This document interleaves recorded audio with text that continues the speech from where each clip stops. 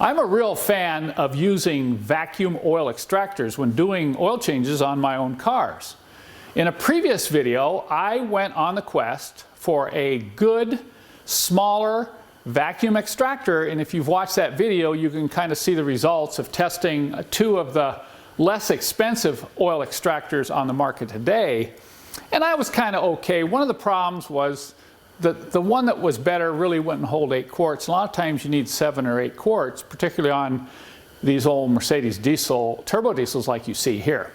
Well, as a result of that video, a friend of mine, and also a key contributor to the Mercedes-Benz Club of America, George Murphy, he emailed me and said, "Hey Kent, you need to try the oil extractor that I sell. It's called the Topsider right here." And let me tell you, I am impressed. And in this video, we're going to put the Topsider to the test and do an oil change on my W116 300SD here. But before we do that, I want to present my case for why you should use an oil extractor rather than draining oil from the pan by removing the plug. After that first video, I had a couple people comment and said, "Well, Kent, don't you get all the oil out? If you pull the plug, isn't that better than using an extractor and inserting this tube down the dipstick?" Well, you're going to be shocked as I show you why you're way better off using an extractor as opposed to draining the oil out from the pan plug. You might be surprised to learn that a lot of these drain plugs do not pull the oil off the bottom of the pan. Look at this plug right here. This is an oil pan removed from a 617 turbo diesel Mercedes engine. And what I did is I cleaned the pan out and then I filled it with water, and we put the pan level. We pulled the plug and drained all the water out until it was just dripping, as if you were doing an oil change. And look at how much fluid is still in this pan.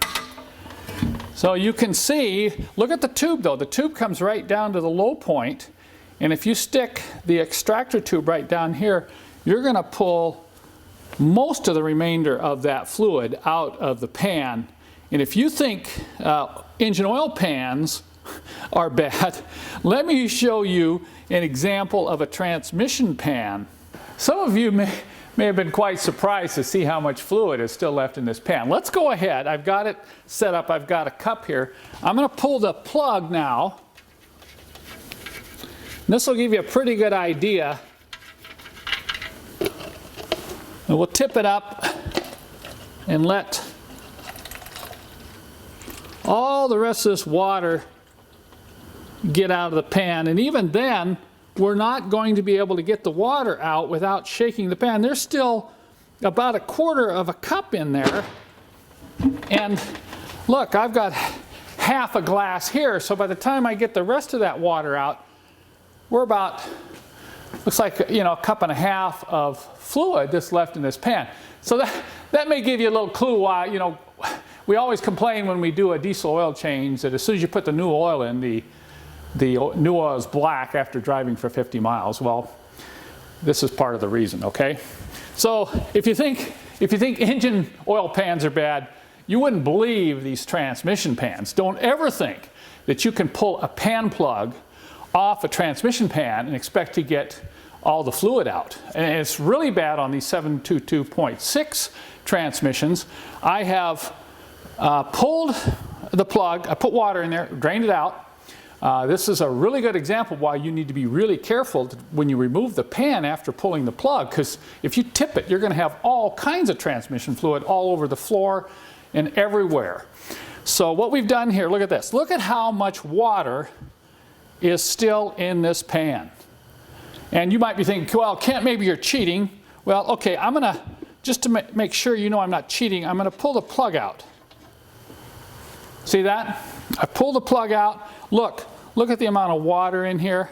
And it's not even all the way up to the standoff threaded part in the pan. So you want to see how much fluid this is? Let's pour it out right into this tub. How's that for a shocker?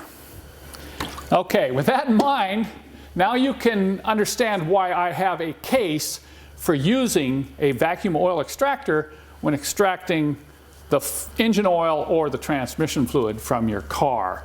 Now let's go back to the topsider and let's put it to the test. After having tested and used 3 plastic extractors, the first thing that really impressed me when I opened up the box on this topsider is that it's all metal. I mean, the only thing that's plastic is this handle and cap on the pump.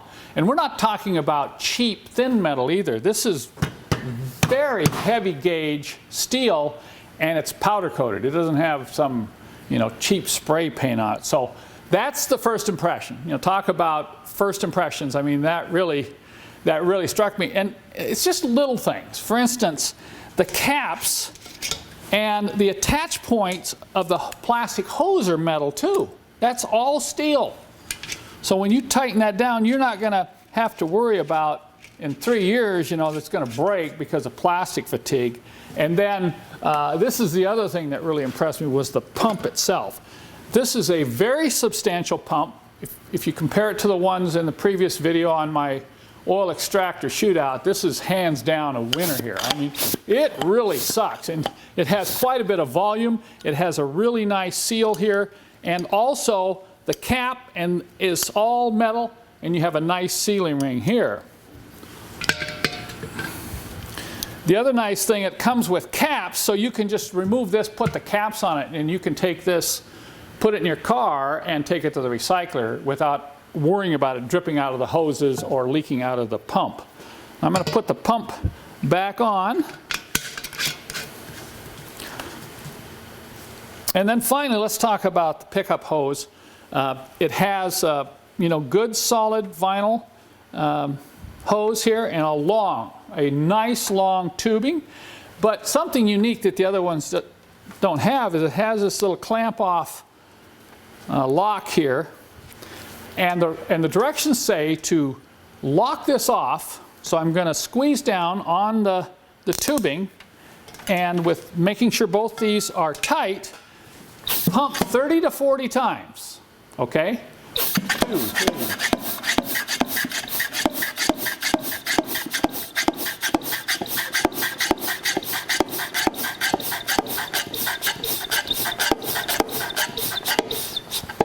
And when you get to 30, you're having to really pull. So you've developed some serious vacuum. Now let's look at the engine as I insert this into the dipstick tube and release the vacuum to see what happens. For these 617 turbo diesels that have an oil filter housing located in this position, the first thing you want to do is loosen the bolts and pull this cap out so any excess oil in the filter housing is going to drain down to the engine pan. So I've done that. The engine's only warm. It was driven in here about an hour ago. You don't want to do this hot. You just want the engine warm. And I'm going to stick the tube right down into the bottom of the pan like that. And then I'm going to take and release the lock. Look at that. Here she comes.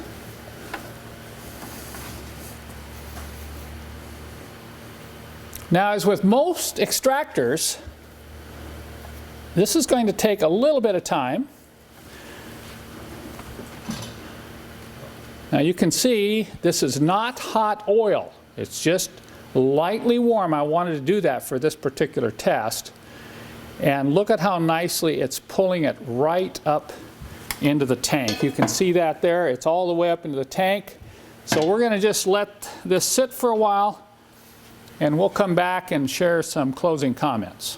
As I said earlier, it'll take a little while to do this, to suck all that oil out of the pan, particularly if the oil is as cold as I let this engine get. And I did that kind of deliberately because I wanted to see if it would pull it. And it's still pulling. We're almost finished here. And you're looking at this tank and saying, well, you can't tell. Those plastic tanks, you can look into them and you can see how much oil has come out of the engine. And I realize that may be one small disadvantage of the topsider, is you can't see in it. But I think it's going to be pretty easy for me to adapt, particularly you just lift it up. Oh man, there's about 6 quarts in there. We're almost finished. And whether or not I see in there or can't see in there, I don't think that's going to make a big difference, particularly when you consider the advantages of the topsider over the plastic units. So how do you know? How do you know when you're done?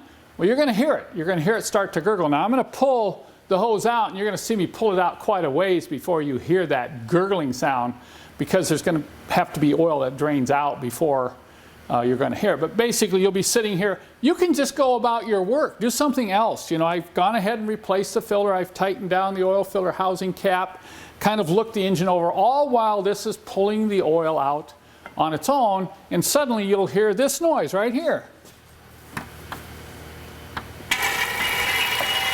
And you'll say, okay, I'm done. And you'll know that it sucked all the oil out of your pan. Now there's one modification that I did. We let the oil get even colder because we wanted to see if this would make a difference. And this comes with one size tube, and I'm sure Topsider is trying to get a universal size that fits into most engine oil dipstick tubes as well as transmission tubes.